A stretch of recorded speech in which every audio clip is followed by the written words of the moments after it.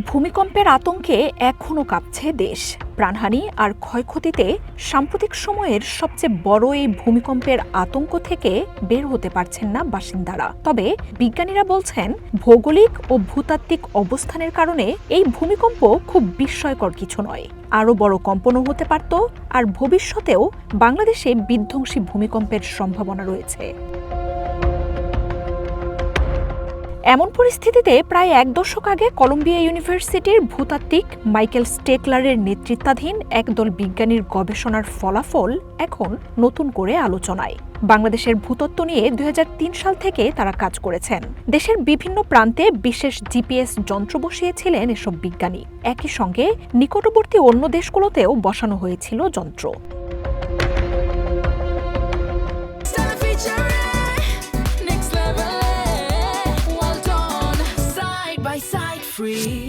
ভূতাত্ত্বিক পাতের ছোটখাটো পরিবর্তন সেসব যন্ত্রে ধরা পড়ে। দেখা গেছে স্থায়ী জিপিএসগুলোর অবস্থানেও কিছুটা করে পরিবর্তন হচ্ছে।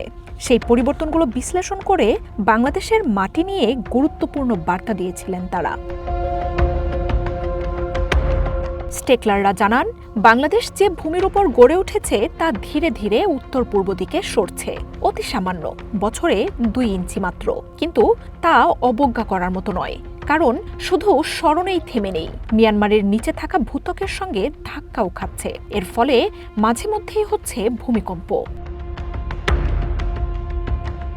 বিজ্ঞানীরা গবেষণা করে দেখেছেন, বাংলাদেশের পাত সরে যাওয়া এবং মিয়ানমারের পাতের সঙ্গে সংঘর্ষের ফলে মাটির গভীরে চাপ উৎপন্ন হচ্ছে। এই চাপকে নিয়ে রয়েছে চিন্তা। ভবিষ্যতে কখনো একই সঙ্গে এই চাপ মুক্ত হলে অতি তীব্র ভূমিকম্পের উৎস হতে পারে বাংলাদেশ।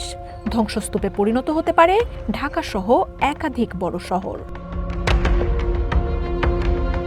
তবে সেই ভূমিকম্প কতটা বিধ্বংসী হতে পারে সে সম্পর্কে কোনো ধারণা দিতে পারেননি বিজ্ঞানীরা। কতদিন ধরে মাটির নিচের ওই অংশে চাপ তৈরি হচ্ছে তাও জানা যায়নি। তবে তা বছরের পর বছর ধরে জমে আসছে।